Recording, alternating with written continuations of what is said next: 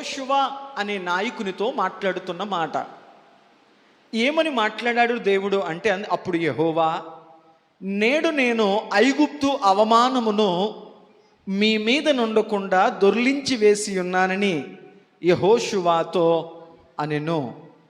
అందుచేత నేటి వరకు ఆ చోటుకి గిల్గాలను పేరు పెట్టబడెను. దేవునికి స్తోత్రం. గిల్గాలు అనే మాటకు గల అర్థం ఏంటంటే దొర్లించుట. దేవునికి స్తోత్రం. ఎందుకు దేవుడైన యెహోవా యెహోషువతో ఈ మాట చెప్పడానికి ఇష్టపడ్డారు? అంతకు ముందు గల పూర్వాపరాలు ఏంటి అని ఒక్కసారి మనం ఆలోచన చేయగలిగితే, ఇశ్రాయేలు ప్రజలు ఐగుప్తు అనే దేశంలో దాదాపుగా 430 సంవత్సరాలు బానిసలుగా బ్రతికారు. ఈ 430 సంవత్సరాల సుదీర్ఘ బానిసత్వ జీవితంలో వారు ఐగుప్తి చెరలో ఎన్నెన్నో వేదనకరమైన అనుభవాలు వారు పొందుకున్నారు. వారు అవమానపరచబడ్డారు, వారు హేళన చేయబడ్డారు, వారు ఎంతగానో గాయపరచబడ్డారు, వారు ఏమీ లేని దిక్కులేని వారిగా మార్చబడ్డారు. అంత మాత్రమే కాకుండా ఐగుప్తు యొక్క కొరడా దెబ్బల చేత వారు గాయపరచబడ్డారు. ఈ 430 సంవత్సరాల సుదీర్ఘ బానిసత్వ జీవితంలో మీ జ్ఞాపకాలేంటి అని ఒకవేళ ఇశ్రాయేలు ప్రజలను అడిగితే వారు చెప్పే మాట ఉంటాయా, మా బానిస జీవితంలో మాకు జ్ఞాపకం చేసుకుంటే మాకు అడుగడుగున అవమానాలే గుర్తొస్తున్నాయి, మాకు పేదరికమే గుర్తొస్తుంది, మాకు తగిలిన దెబ్బలే మాకు గుర్తొస్తున్నాయి, మా మీద పడిన నిందలే మాకు గుర్తొస్తున్నాయి. అయ్యా, మమ్మల్ని చూసిన చిన్న చూపే మమ్మల్ని గుర్తొస్తుంది. వీళ్ళు బానిసలరా, వీరు ఎన్నిక లేని వారు, వీరు చేతకాని వారు, వీరిని ఏం చేసిన అడిగే దిక్కులేని వారు అని చెప్పి మా గతకాలపు బానిస జీవితపు అనుభవాలు చూస్తే అడుగడుగున అక్కడ మేము పొందుకున్నటువంటి అవమానాలు మాత్రమే మాకు గుర్తుకొస్తున్నాయి. ఈ 430 సంవత్సరాల ఈ బానిస జీవిత కాలంలో వారు ఎంతగానో వేదన పరచబడ్డవారై, గాయపరచబడ్డవారై, కృంగిపోయిన వారై, వ్యసనపాటుకు గురైన వారే, దేవా మాకు విడుదల కావాలి, మాకు ఈ స్థితి నుంచి బయటకు రావాలని కోరుకుంటున్నాం, మాకు స్వేచ్ఛ కావాలి, మాకు స్వాతంత్రము కావాలి, మాకు విడుదల కావాలి, ఇదిగో మాకు మేముగా బ్రతకాలి, మమ్మల్ని విడిపించువా అని దేవునికి ప్రార్థించినప్పుడు దేవుడు మోషే అనే ఒక నాయకుడిని లేవనెత్తాడు. ఆయన్ని సిద్ధపరిచాడు దేవుడు.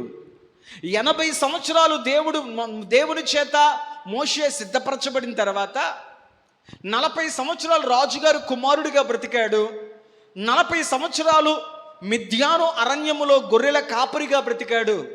80 సంవత్సరాల దేవుని యొక్క సిద్ధపాటు తర్వాత దేవుని యొక్క నడిపింపును బట్టి మరి 40 సంవత్సరాలు ఇశ్రాయేలు ప్రజలు నడిపించే ఒక నాయకుడిగా ఐగుప్తు దేశము నుంచి దేవుడు వాగ్దానము చేసిన పాలు తేనెలు ప్రవహించే సారవంతమైనటువంటి దేశానికి ఈ ప్రజలు నడిపించే ప్రయత్నములో మోషే వారిని తీసుకువెళుతూ ఉన్నాడు.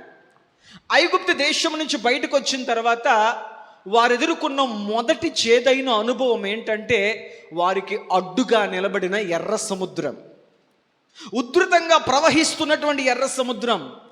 దేవుడు వారితోనే ఉన్నాడు, దేవుని శక్తి వారితోనే ఉంది, దేవుని మహిమ ప్రభావములు వారు అనుభవిస్తూనే ఉన్నారు, దేవుడు వారితో ఉన్నాడు అన్న ధీమా ధైర్యం వారికి ఉంది. అయినప్పటికీ వారి కళ్ళ ముందు వారు దాటి గమ్యానికి వెళ్లకుండా వారి జీవితంలో ఎర్ర సముద్రము అనేది వారి కళ్ళ ముందు ప్రవహిస్తూ ఉంది. ఆ ఎర్ర సముద్రము ఉధృతంగా ప్రవహిస్తున్నటువంటి, ప్రమాదకరంగా ప్రవహిస్తున్నటువంటి, దాటి వీలులేనటువంటి స్థితిలో ప్రవహిస్తున్నటువంటి ఎర్ర సముద్రమును చూసి వారు కలవరపడ్డారు. వారికి ఒక విషయం అర్థమైపోయింది ఏంటంటే, ఇక మేము ముందుకెళ్ళలేము, మా జీవిత ప్రయాణము ఇక ఏమాత్రము కూడా ముందుకెళ్ళేదిగా లేదు, మాకు తెలుసు మా రాతెంతే, మా పరిస్థితి ఎంతే, మాకు మంచి రోజులు రావు, మంచి వచ్చినట్టు వచ్చి మరలా వెనకపోతూ ఉంటుంది, ఇక మాకు దిక్కు లేదు అని చెప్పి ఇక మేము ముందుకు వెళ్ళలేం, గమ్యానికి చేరలేం, ఆ వాగ్దాన దేశాన్ని మేము పొందుకోలేం అని చెప్పి వెనక్కి తిరిగి చూస్తే విడిచిపెట్టిన ఫరో అతని సైన్యముతో వెంటాడుతూ ఉన్నాడు. వీళ్ళ పరిస్థితి ఎలా మారిందయ్యా అంటే, వారు పొందిన ఊరట వారి జీవితానికి ఏమాత్రం ఎక్కువ కాలము, ఎలాగైతే ఇదిగో సుదీర్ఘ కాలపు బానిసత్వం నుంచి బయటపడిపోయాం, ఇక మనకు మంచి రోజులు వచ్చేసాయి, ఇక మన జీవితాలు మారిపోయాయి, ఇక మన బ్రతుకులు మారిపోయాయి, ఇక మనం స్వేచ్ఛా జీవులం అయిపోయాం, మనకి ఇక ఏమాత్రమో గడపడి దినాలు రావు, ఇక కీడైపోయింది, ఇంకా మంచే అని ఆలోచిస్తూ సంతోషముతో అడుగులు వేస్తూ వారు ముందుకు వెళ్ళారు. ఐగుప్తు దేశము నుంచి ఆ ఎర్ర సముద్రానికి 3 నెలలు పట్టింది ప్రయాణం. ఈ 3 నెలలు అనుకున్నారు ఇక మన ప్రయాణం దీవెనకరముగా ఆశీర్వాదకరంగా మనం వెళ్ళిపోతాం అనుకున్నారు. తర్వాత ఎర్ర సముద్రం దగ్గరికి వచ్చేసరికి ముందు ఎర్ర సముద్రం అడ్డుగా దాటని వీలు లేనట్టుగా అడ్డుపడుతుంది, వెనకాల ఫరో సైన్యం వెంటాడుతుంది అనుకున్నారు. ఇక మన గమ్యానికి చేరలేము. మరలా మోషే దగ్గరికి వచ్చి, మోషే ఇదిగో ఐగుప్తు దేశంలో సమాధులు లేవని చెప్పా, ఇక్కడ తీసుకొచ్చి ఇక్కడ చంపేస్తున్నావు, మా జీవితంలో మంచి రోజులు రావా, మళ్ళీ అవమానాల్లోకి వెళ్ళాలా, మళ్ళీ నిందల్లోకి వెళ్ళాలా, మళ్ళీ గాయాల్లోకి వెళ్ళాలా, మళ్ళీ ఆ చేదైన అనుభవాల్లోకి వెళ్ళాలా, వారు మమ్మల్ని ఈడ్చుకుపోవడానికి వస్తున్నారు, ముందుకు వెళదామంటే ఇది మాకు అడ్డుగా ఉండిపోయింది. ముందు గొయ్య వెనక నుయ్య, మరలా మమ్మల్ని ఈడ్చుకెళ్ళిపోవడానికి పరిస్థితులు మళ్ళా వచ్చేస్తున్నాయి, మళ్ళీ అవమానాలే, మళ్ళీ గాయాలే, మళ్ళీ నిందలే, మళ్ళీ మా జీవితాల్లో ఒక స్వేచ్ఛ రాదేమో అని కృంగుతున్న సమయంలో మోషే దేవునికి ప్రార్థన చేసి, ప్రభువా నువ్వు మమ్మల్ని మధ్యలో విడిచిపెట్టే వాడివైతే మాత్రం వీళ్ళ నమ్మకాలు సడలిపోతున్నాయి, వీళ్ళ విశ్వాసాలు సడలిపోతున్నాయి, వీళ్ళ గతకాలపు జ్ఞాపకాలు మరలా వీళ్ళను భయపెడుతున్నాయి, ప్రభువా దయచేసి మేము ఇక వెనకకు వెళ్ళాలి అనుకోవట్లేదు, ఏ నాటికిడు ఆ నాటికి చాలు, మమ్మల్ని ముందుకే తీసుకెళ్తానన్నావు కనుక ఈ క్లిష్ట స్థితిలో మేము ముందుకే సాగాలి, కాబట్టి మమ్మల్ని ఏం చేయమంటావు? దేవుడు చెప్పాడు, మోషే ఎందుకు కలవరపాటు, ఇంతవరకు నడిపించిన దేవుడు ఇక్కడ వదిలేసి వెనక పంపేస్తాడా? ఆయన నిన్ను సిగ్గుపరిచేవాడు కాదే, ఆయన నీతో ఉన్నాడే, నిన్ను బలపరుచుకుంటాడే, కాబట్టి ఇదిగో వారితో చెప్పు, ఊరకుండుడి, దేవుడు చేసే గొప్ప కార్యాన్ని చూడండి అంతే. మీ నమ్మకాలతో మీరు చెప్పే మాటలతో మీ దేవునికి సంబంధం లేదు, మీరు మౌనంగా ఉండండి, ఈ ఒడ్డు మీద నిలబడండి, దేవుడు చేయబోయే గొప్ప కార్యాలు మౌనంగా చూడండి అంతే అని చెప్పి వారితో చెప్పాడు. ప్రజలు ఎదురు చూస్తున్నారు, ఏం చేస్తాడా దేవుడు, ఎలా దాటిస్తాడా దేవుడు. బైబిల్ అంటుంది దేవుని కార్యాలంట కంటికి కనపడవు, చెవికి వినపడవు, హృదయాలకు గోచరం కావు. అసలు దేవుని కార్యం ఎలా ఉంటుందని వాళ్ళు ఆలోచిస్తూ ఉండగా దేవుడు మోషేకు చెప్పినట్లుగా ఆ ఎండిపోయిన కర్రతో మోషే ఎర్ర సముద్రం మీద కొట్టగా అది 2 పాయలుగా విడిపోయింది. ఆరిన నేలను వారు అవతల ఒడ్డుకు వెళ్ళారు. అవతల ఒడ్డు చేరిపోయిన తర్వాత అమ్మీసా ఉపద్రవం దాటేశాము, ప్రమాదం దాటేశాము, మమ్మల్ని వెనక్కి ఈడ్చికి వెళ్ళేటువంటి అవమానములు దాటి వెళ్ళిపోయాం అనుకున్నారు. వాళ్ళు చూస్తుండగా మరొకసారి వారి విశ్వాసము సడలిపోయే పరిస్థితి ఏంటంటే వారు వెనకాల ఫరో సైన్యము కూడా ఎర్ర సముద్రంలో దిగిపోయింది. మా బానిసలు ఇళ్ళగా మేము వెళ్ళలేమా, మాకంటే ఎన్నిక లేని వారు, మాకంటే విలువ లేని వారు, 430 సంవత్సరాలు మా కాళ్ళ కింద బతికిన వాళ్ళు ఆ బానిసనే దాటెళ్ళగా లేనిది రథాలతో గుర్రాలతో మేము వెళ్ళలేమా అనుకున్నారు. కొందరు రథములను బట్టి, కొందరు గుర్రములు బట్టి అతిశయపడుదురు, కానీ మనమైతే మన దేవుడనే యెహోవాను బట్టి అతిశయపడదాం. ఇశ్రాయేలు ప్రజలందరూ అవతల ఒడ్డుకు చేరేశారు క్షేమంగా, కానీ వారు చూస్తుండగా ఆ ఫరో సైన్యము తన రథములతో గుర్రములతో వారును ఎర్ర సముద్రములోకి వచ్చేశారు. దేవా ఈ పక్కన చనిపోతేనే ఆ పక్కన చనిపోతేనే ప్రమాదం, ఇక్కడ కలిగితేనే అక్కడ కలిగితేనే, ఎక్కడైనా మమ్మల్ని వెంటాడేది ప్రమాదమే కదా. దేవుడు చెప్పాడు, నిన్ను దాటించిన దేవుడు మళ్ళీ వదిలేస్తాడా? ఇంతవరకు నడిపించిన దేవుడు ఇక్కడ విడిచిపెడతాడా అని చెప్పి వారందరూ చూస్తుండగా ఎర్ర సముద్రము 2 పాయలుగా మారింది, మరలా కలిసిపోవడం జరిగింది. వీళ్ళందరూ చూస్తుండగా వారు బాధించినటువంటి ఫరోయు అతని సైన్యమంతయు వీరి కళ్ళ ముందే జల సమాధి చేయబడ్డారు. శత్రు శేషము లేకుండా దేవుడు చేశాడు. దేవునికి స్తోత్రం, హల్లెలూయా, హల్లెలూయా. ఇదిగో దేవుడు మా పక్షమున ఉన్నాడు, మమ్మలను బాధించిన వారు, మమ్మలను అవమానపరిచిన వారు, మమ్మలను హేళన చేసిన వారు, మమ్మలను చిన్నచూపు చూపిన వారు, మమ్మలను దరిద్రులారా అన్నవారు, నానా మాటలు నిందలు వేసిన వారు, ఇదిగో దేవుని మహాశక్తి ముందు నిలబడలేక ఇదిగో దేవుని ద్వారా మేము కాపాడబడ్డాం, రక్షించబడ్డాం, కానీ మా శత్రులుగా మమ్మలను బాధించిన వారికి ఉన్నటువంటి గొప్ప రథములు, వారి రౌతులు, వారి సర్వ సైన్యము ఇదిగో మా కళ్ళ ముందే జల సమాధి చేయబడింది. మా దేవుడు మా శత్రుల మీద మీద మాకు విజయాన్ని ఇచ్చేశాడు అని యువతలకు వచ్చాక వారు పాడుతూ పాడుతూ ముందుకి వెళ్ళిపోయారు. అలా వారు వెళుతున్న ప్రయాణంలో అనేక అనుభవాలు దాటుకుంటూ ఎరుకో అనే పట్టణం దగ్గరికి వచ్చారు. ఎరుకో పట్టణము గోడలు ఏమాత్రము కూడా వీరు దాటి వెళ్ళలేనంత బలమైన గోడలు. గమ్యానికి చేరడానికి మొదట ఎదురుపడింది బలమైన ఎర్ర సముద్రం. అది అసాధ్యం. కానీ దేవుడు వారు నిలబడి మౌనంగా ఉంటే చాలు, దేవుడు దాటించేశాడు. కొన్నిసార్లు అనుకుంటాం, నేను తలుచుకుంటే తప్ప, నేను పట్టించుకుంటే తప్ప, నేను ఇన్వాల్వ్ అవుతే తప్ప, నేను చేస్తే తప్ప జరగదను అనుకుంటావు. ప్రభు అంటాడు, నువ్వు ప్రార్థన చేసి పక్క నుండి చూడంతే, జరగాల్సింది ఏదో నేను చేసుకుంటాను. ఆమెను చెప్పండి. ఒక దేవుని బిడ్డ కానీ ఆత్మీయ జీవితంలో నువ్వు నేర్చుకోవాల్సిన ఒక ప్రాముఖ్యమైన ఆత్మీయ పాఠం ఏంటంటే, ప్రార్థన చేయడం మాత్రమే నీ పని. నువ్వు ప్రార్థన చేసి పక్కన నిలబడి మౌనంగా ఉండి దేవుడు చేయబోయే కార్యాన్ని చూడు. ప్రభు అన్నాడు, ప్రార్థించుట ఈ వంతు, అద్భుతము చేయుట నా వంతు. ఎలా చేస్తావు ప్రభా, ఎలా అవుతుంది ప్రభా, అది నీకు అనవసరం. కార్యము చేయువాడు ఆయనే. కాబట్టి ఇప్పుడు దాటి వెళ్ళలేనికి వీడంతగా బలమైన ఎరుకో గోడలు ఉన్నాయి. చరిత్ర పుటంలోకి వెళ్ళి మనం చూస్తే ఈనాడు గ్రేట్ వాల్ ఏదన్నా ఉందా అంటే చైనా వాల్ అని చెప్తాం. చైనా వాల్ చాలా పెద్దదండి, అది దాటి వెళ్ళలేమని అంటారు. కానీ చైనా వాలు కంటే దృఢమైన, బలిష్టమైన, సామర్థ్యము గల గోడ ఏదన్నా ఉందా అంటే ఎరుకో గోడ. ఈ ఎరుకో యొక్క గోడల మీద నుంచి అంట కొన్ని రథాలు వెళ్ళేంత వెడల్పుగా ఉండేవంటవి. మన గోడలు ఎలాగుంటాయి? 6 అంగుళాల గోడలో, 9 అంగుళాల గోడలో గుద్దుతేనో నాంతేనో పడిపోయే గోడలు. కానీ ఎరుకో గోడల మీద నుంచి కొన్ని రథాలు వెళ్ళిపోయేవంట, అంతటి మందపాటి గోడలు. అలాంటి గోడలు, ఎత్తైన గోడలు. ఈ గోడలు మాకు అడ్డుగా ఉన్నాయి. ఈ ఎరుకో ఊరు దాటి వెళితే తప్ప మేము వెళ్ళబోయేటువంటి కానాను దేశానికి చేరలేం ప్రభా. అలనాడు ఎర్ర సముద్రం అడ్డుగా ఉంది, మమ్మల్ని మౌనంగా నిలబడమని చెప్పాం, మమ్మల్ని అవతలకు దాటించేసావు. ఇప్పుడు ఈ బలమైన ఎరుకో గోడలు అడ్డు వచ్చాయి, వీటిని ఎలా దాటిస్తావు? ప్రతిదానికి అనుమానమే. అప్పుడు ప్రభు చెప్పాడు, మొన్న ఏం చేశారు? మౌనంగా ఉండి చూసాం, ఈసారి అదే చేయండి. దేవునికి స్తోత్రం, హల్లెలూయా.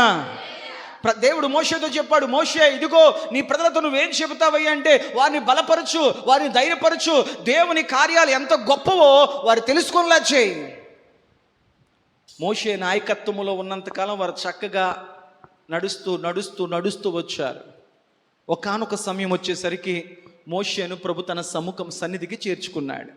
మోషే తర్వాత యెహోషువ అనే ఒక నాయకుడిని దేవుడు యవనస్తుని పైకి లేపాడు. మీకు అర్థమవుతుందా? మోషే నాయకత్వం సేపు వారి ప్రయాణం చక్కగా ముందుకు సాగిపోయింది. మోషేని దేవుడు ఆ కొండ మీద తన సన్నిధికి తీసుకున్న తర్వాత, మోషే మృతి పొందిన తర్వాత, మోషే తదుపరి ప్రజలు నడిపించే నాయకుడిగా దేవుడు మధ్యలో వారిని వదిలిపెట్టలేడు. కాబట్టి ఆయన వారిని గమ్యానికి చేర్చడానికి యెహోషువ అనే ఒక యవనస్తుని దేవుడు పైకి లేపాడు. ఎవరి యవనస్తుడు? ఎప్పుడు మోషే గారి పక్కనే ఉండేవాడు, మోషే గారికి పరిచర్య చేస్తూ ఉండేవాడు, మోషే గారికి సహకారిగా ఉండేవాడు. దేవుడు ఎవరిని పైకి లేపుతాకి ఇష్టపడతాడో తెలుసా? పరిచర్య చేయించుకునేవాడు కాదు, పరిచర్య చేసేవాడు దేవుడికి కావాలి. మోషే గారి తర్వాత నాయకుడయ్యే లక్షణాలు అతని సహోదరుడు అహరోనికి రావాలి. దేవుడు అహరోన్ ఎన్నుకోలేదు.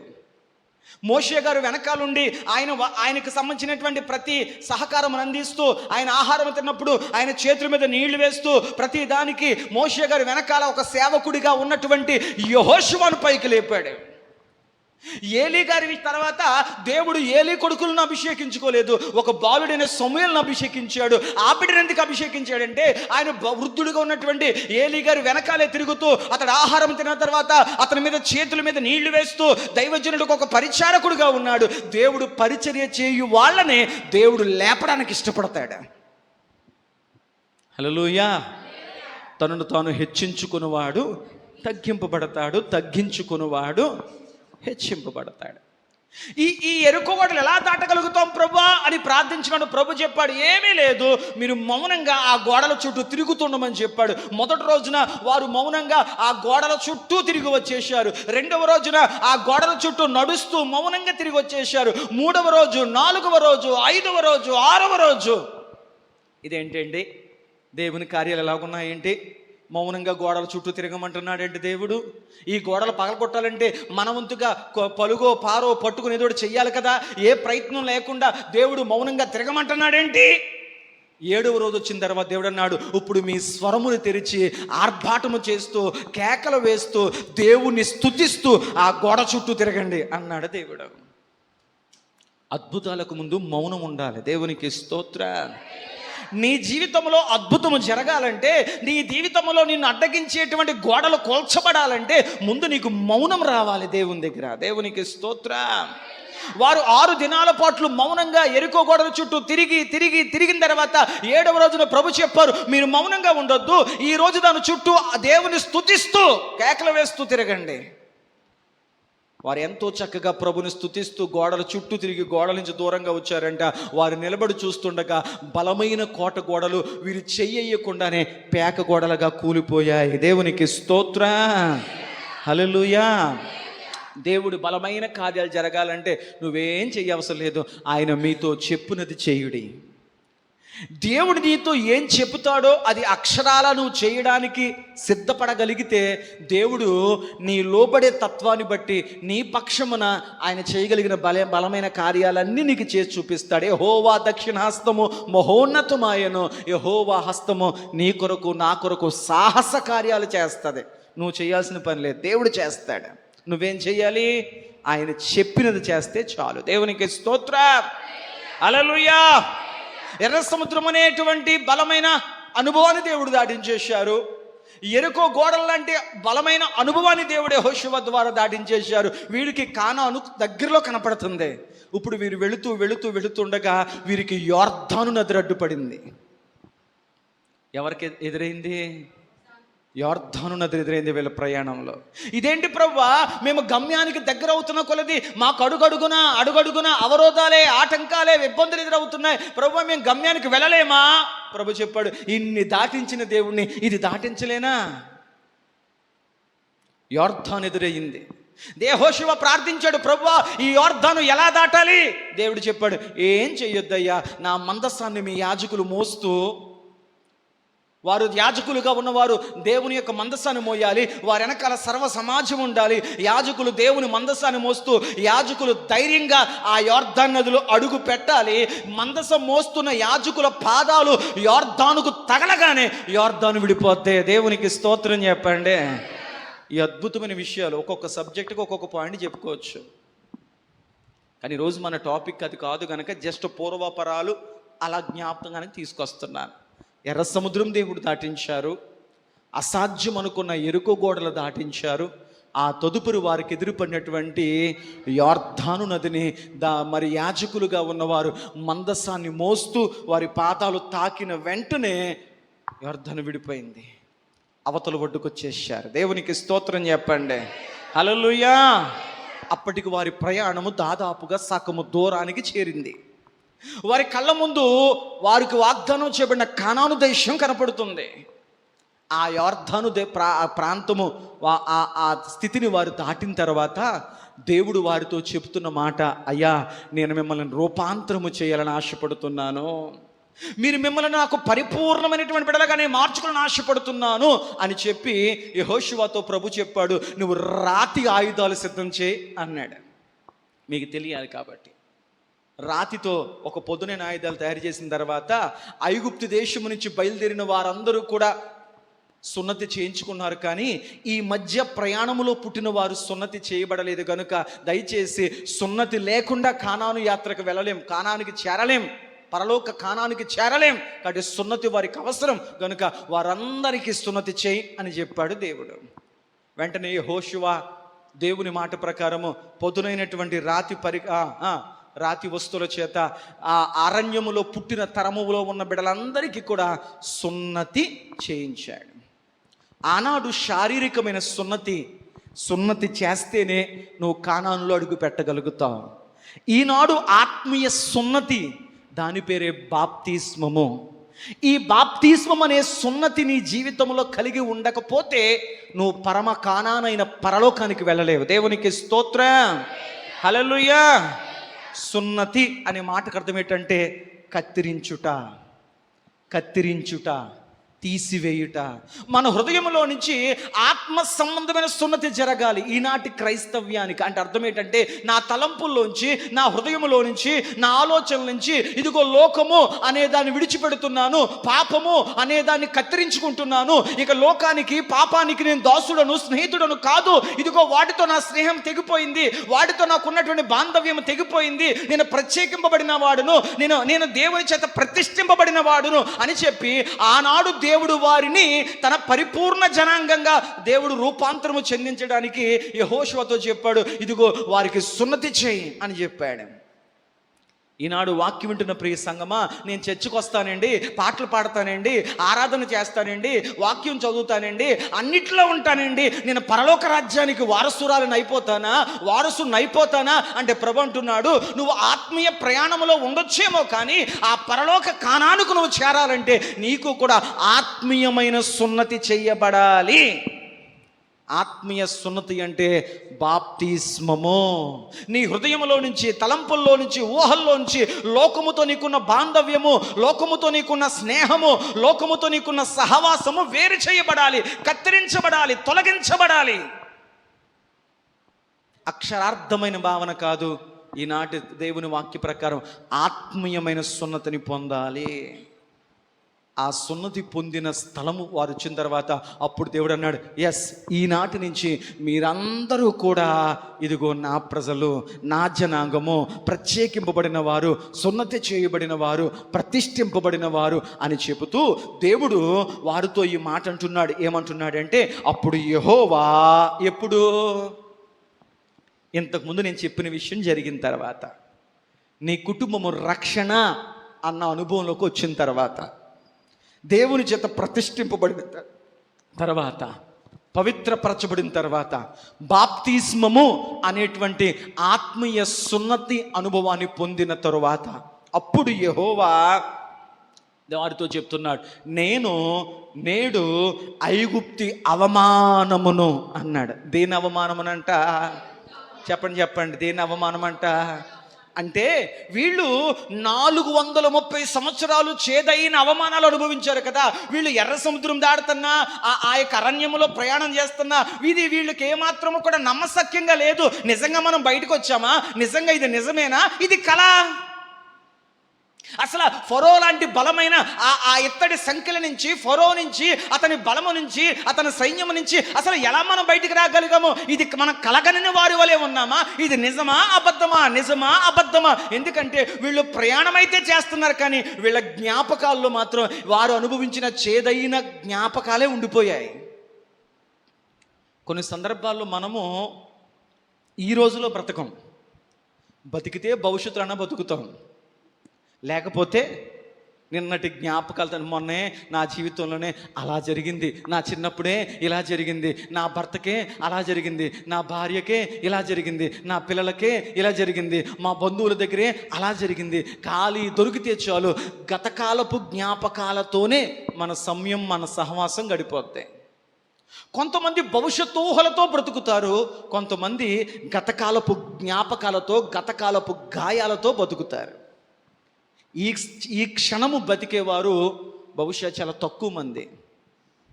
అందుకే ప్రభు అన్నాడు, ఏ నాటికి నాటికి చాలు, అయిపోయింది, వదిలే. నువ్వు బ్రతకాల్సింది జ్ఞాపకాల్లో, భవిష్యత్తులో కాదు. ఈ క్షణమేంటో ఆలోచిస్తూ బ్రతుకు. దేవునికి స్తోత్రం, హల్లెలూయా. ఇక్కడ ఒక మాట చెప్పి ముందుకు వెళ్ళండి. మీలో ఎవరికైనా అసలు గతకాలపు జ్ఞాపకాలు గుర్తొస్తాయా రావా? చెప్పరేటమ్మా. నా చిన్నప్పుడే, నేను స్కూల్కి వెళ్ళేటప్పుడే, నా జీవితంలోనే, మా చుట్టాల దగ్గరే, మా ఇంట్లోనే, మా బంధువుల దగ్గరే నేను పొందిన అవమానాలే, నాకు తగిలిన దెబ్బలే, నేను పోయిన మోసాలే, నన్ను అన్యాయం చేసిన వారే, నన్ను ఇలా చేసిన వారే, అలా చేసిన వారే, ఇవన్నీ అవమానకరమైన, చేదైన. నాకు అర్థం కాదు ఏంటంటే, మీకు సంతోషము కలిగించే జ్ఞాపకాలు ఎక్కువ వస్తాయా, మిమ్మల్ని బాధ పెట్టే జ్ఞాపకాలు ఎక్కువ వస్తాయా? మనిషి ఎక్కువ తలుచుకుంటాక ఇష్టపడతాడు. ఆ రోజు ఎంత ఆనందంగా బతికానో, ఆ రోజు ఎంత సంతోషంగా రోజు గడిచిందో అది గుర్తొస్తుందా, లేకపోతే నీకు తగిలిన దెబ్బలు, అవమానాలు, గాయాలే గుర్తొస్తాయా? మనిషి ఏవి ఎక్కువ తలుచుకుంటాక ఇష్టపడతాడు? గాయాలే, ఓటమే, అడుగడుగున వీటిని ఎక్కువ తలుచుకుని కుమిలిపోతూ ఉంటాడు. అనుకుంటాడు, ఎప్పుడైతే గతాన్ని తలుచుకుంటాడో వెంటనే మనసు అంటాదే నీ భవిష్యత్తు అలాగే ఉంటుందేమో, ఇవే దెబ్బలు రేపు తగులుతాయేమో, ఇవే అవమానాలు మళ్ళీ మనకు కలుగుతాయేమో, ఇవే చేదైన ఓటమిలు, చేదైన అనుభవాలు, చేదైన స్థితిగతులు మరలా అనుభవించాల్సి ఉంటుందేమో అని చెప్పి నీ గతము నీ భవిష్యత్తును భయపెట్టేదిగా ఉంటుంది. ఇంతకాలం ఫెయిల్ అయ్యాను, ఇక నా జీవితం ఫెయిల్ అవుతూనే ఉంటుందేమో. భవిష్యత్తు నీకు తెలియకపోయినా గతము నీ భవిష్యత్తును భయపెడతా ఉంటుంది. అంటే వీళ్ళు దేవుని చేయి పట్టుకొని పగలు మేఘస్తంభముగా, రాత్రి అగ్నిస్తంభముగా, ఆకలి ప్రభు అంటే పరలోకపు మన్నా తింటున్నారు, దాహం అంటే చేదైనటువంటి నీరును మధురంగా మారుస్తున్నాడు, ప్రభు మాంసము కావాలంటే పరలోక ఆకాశము నుంచి పూరేళ్లు కురిపిస్తున్నాడు. దేవుడు ఎక్కడా లోటు చేయకుండా ఈ 40 సంవత్సరాల సుదీర్ఘ ప్రయాణంలో వారు వేసుకున్న బట్టలు మాసిపోకుండా, వాళ్ళు వేసుకున్నటువంటి చెప్పులు అరిగిపోకుండా, నడుస్తున్నప్పుడు వారి కాళ్ళ యొక్క మడాలు వాయకుండా దేవుడు వారిని అనుక్షణము కంటికి రెప్పలా తీసుకెళ్తున్నా దేవుని చేతిలో వారు ఉన్నారు, కానీ వాళ్ళ జ్ఞాపకాలు మాత్రం ఐగుప్తులోనే ఉండిపోయాయి. ఈరోజు నీ జీవితం ఎలాగుంది? పాస్టర్ గారు బాలంటారండి, మంచి భర్త అండి, మంచి పిల్లలండి, మంచి కుటుంబం అండి, అన్నీ లోట్లేదండి. మరి ఏంటమ్మా బంగ అంటే, ఒకప్పుడు ఇవేమి లేవు, మరి దాని కూడా ఇంకెందుకు? ఒకప్పుడు ఎంత పేదరికం అనుభవించామనండి, పోన్లే. ఒకప్పుడు అసలు తింటాక లేదండి, వెరీ గుడ్. ఒకప్పుడు పాకలు ఉన్నామండి, వెరీ గుడ్. ఒకప్పుడు దెబ్బలు తిన్నాం, వెరీ గుడ్. అది గడిచిపోయింది కదా. ఈరోజు సంతోషంగా ఉన్నామే, ఈరోజు క్షేమంగా ఉన్నామే. ఒకనాడు ఆ జీవితంలో ఏది లేదో అవన్నీ ప్రభు ఈరోజు నాకు సమకూర్చాడే. యెహోవా ఈరే సమకూర్చావు ప్రభా. ఒకనాడు నాకు లేని దాన్ని ఈరోజు నాకు ఇచ్చినందుకు నీకు వందనాలు అంటావా? ఒకప్పుడు లేవని ఇప్పుడు ఎందుకు బాధపడతావు? వీళ్ళు దేవుని చేతిలో కానాను యాత్రకు వెళుతున్నారు, కానీ వీళ్ళ మనసు, వీళ్ళ జ్ఞాపకాలు, వీళ్ళకి తగిలిన ఆ గతకాలపు గాయాల మీదే ఉండిపోయిందంట. ఆత్మాలను తలుచుకునేవారంట. దేన్ని? చెప్పండి, దేన్ని తలుచుకునేవారంట? అక్కడ సమాధులు లేవా? ఎర్ర సముద్రం దగ్గరికి వచ్చేసరికి మళ్ళా ఐగుప్తుని జ్ఞాపకం చేసుకొని అక్కడ సమాధులు లేవని చెప్పి ఇక్కడికి వచ్చి చంపేసావు. ఏది గుర్తొచ్చేసింది? మేము బయటకు వచ్చేసాం, అయినా ఐగుప్తు మీదే జ్ఞాపకం. వాళ్ళకు నోరికి రుచి లేదంట, వాళ్ళకు మాంసం కావాలంట. ఇదిగో అరణ్యములో సవిచారం లేని ఆహారం పెడుతున్నారు. ఎప్పుడు మన్నాయేనా, ఐగుప్తిలో ఉండగా బోళ్ళని తినేవాళ్ళం. వెంటనే గుర్తొచ్చేసింది ఏంటి? దేవుడు ఎంత తోడుండి నడిపిస్తున్నా వీళ్ళకి మాట్లాడితే గుర్తొచ్చేస్తుంది. ఏది? ఐగుప్తి జ్ఞాపకాలు. అంటే ప్రస్తుతం దేవుడితో నడుస్తున్న వీళ్ళ జ్ఞాపకాలు మాత్రం ఐగుప్తులో ఉండిపోయాయి. ఈనాడు చాలామంది దేవుని బిడలం, దేవుని నమ్ముకున్నాం అని అంటారు, కానీ వాళ్ళ జ్ఞాపకాలు మాత్రం ఇంకా గతంలోనే, పాపములోనే. ఒక ఆవిడ బైబిల్లో ఫోటో పెట్టి చూసుకుంటుంది ఎలాగ అత్తమాల.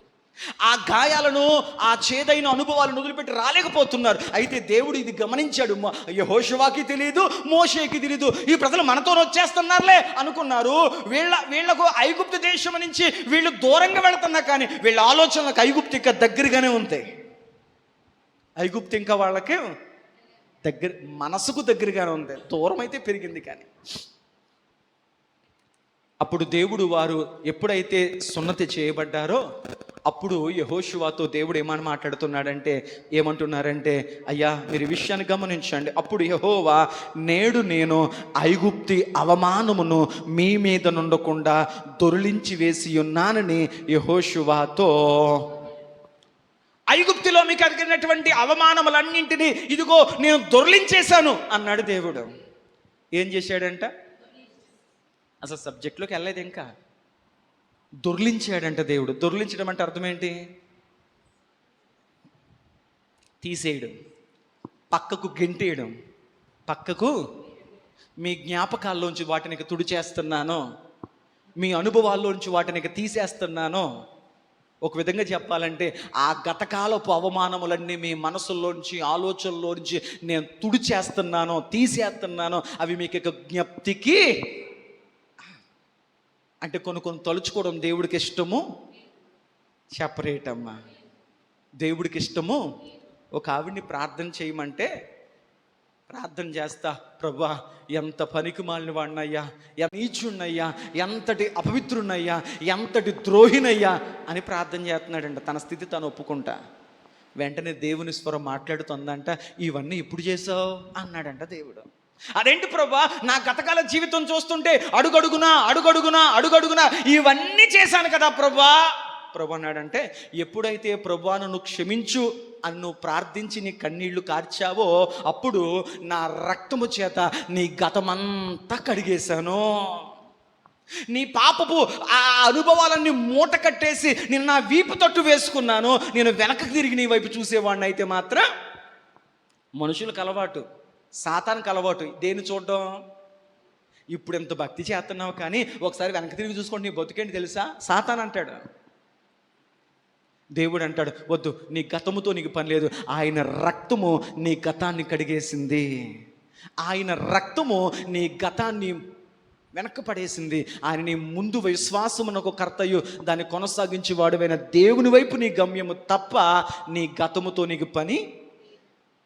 అలా గుర్తు చేసేవాడు సాతానుడు వెనక్కి లాగడానికి. ఆమేన్, ఆమేన్. కాబట్టి అందుకే మేమంటాం, బాప్తీసం ముందరతమ్మ ఏ తల్లి గర్భములో పుట్టిన నాటి నుంచి ఈ బాప్తీసం పొందే క్షణం వరకు నీ జీవితంలో ఏం జరిగాయో అవన్నీ యేసుక్రీస్తు రక్తముతో కడగబడ్డాయి. బాప్తీసం పొందిన తర్వాత ఒక నూతన శిశువుగా, ఒక నూతన జీవముతో నువ్వు నీటిలోంచి బయటకు వస్తున్నావు. చూసావా, ఈ దినం మొదలుకొని ప్రభు పిలుపొందుకునేంత వరకు నువ్వు చేసే ప్రతి పని ఆయన లెక్కిస్తాడు. దానికి నువ్వు లెక్క చెప్పాలి దేవుడికి. దేవునికి స్తోత్రం, హల్లెలూయా. ప్రభు చెప్పాడు, ఐగుప్తులో మీరు పొందుకున్నటువంటి ఆ అవమానపు అనుభవాలన్నీ మీ జ్ఞాపకాల్లో నుంచి, మీ జీవితాల్లోంచి నేను ఎప్పుడు దొర్లిస్తానన్నాడో, సున్నతి జరిగాక, రక్షణ జరిగాక, మారు మనసు జరిగాక. బాప్తిస్మం అంటే లోకంతో ఉన్న బాంధవ్యం తెంపేసుకోవడం, లోకంతో స్నేహం, దేవునితో వైరం అని మీకు తెలియదా? అప్పుడు దేవుడు అన్నాడు, మీకున్నటువంటి ఆ ఐగుప్తి అవమానమును మీ మీద నుండకుండా దొర్లించి ఉన్నానని యెహోషువతో అనెను. అందుచేత నేటి వరకు ఆ చోటికి గిల్గాలను పేరు పెట్టిని. దేవునికి స్తోత్రం చెప్పండి.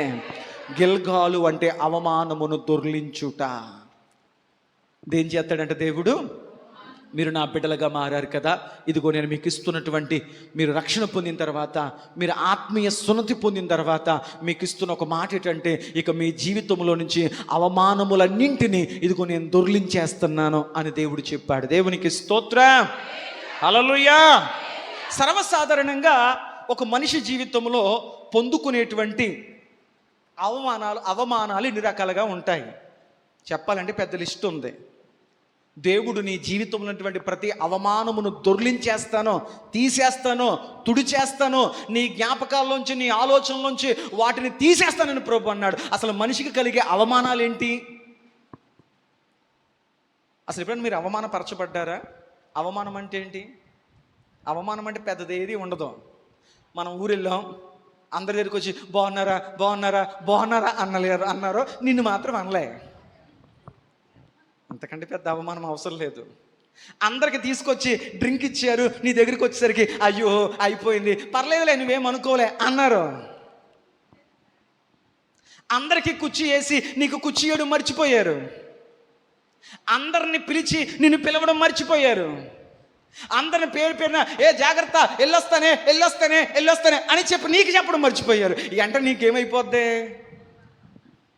వాళ్ళు అవమానపరిచారో లేదో తెలియదు కానీ నువ్వు మాత్రం అనేసుకుంటావు, ఇది నాకు అవమానం, ఘోర అవమానం. నన్ను గుర్తించలేదు, నన్ను పట్టించుకోలేదు, నాకు ప్రత్యేకత ఇవ్వలేదు, నాకు విలువ ఇవ్వలేదు, నన్ను అలా చేయలేదు, ఇలా చేయలేదు. వాళ్ళకి ఆ ఉద్దేశం ఉందో లేదు కానీ నువ్వు మాత్రం ఆపాదించేసుకుంటా, నాకు అవమానం జరిగిపోయింది. అవమానం జరిగిపోయింది.